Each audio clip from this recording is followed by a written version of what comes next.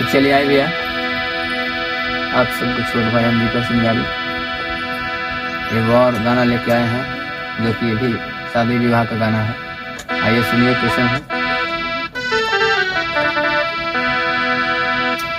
अरे बाजावा ले बजनिया हो रे डोलिया ले कहा,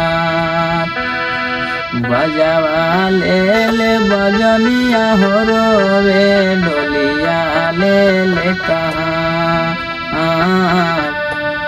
हर दारा दले हम होरोई जनुआ जल ससुराल, दारा दले हम होरोई जनुआ जल ससुराल। बाजार करे जावा फटी फटी जाए देखी के आंसुआ के धार, बाजार करे जावा फटी फटी जाए देखी के आंसुआ के धार।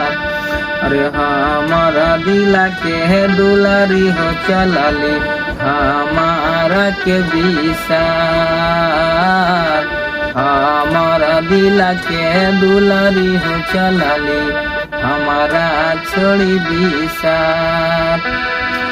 दारा दले जनुआ हो रे जनुआ जल ससुराल।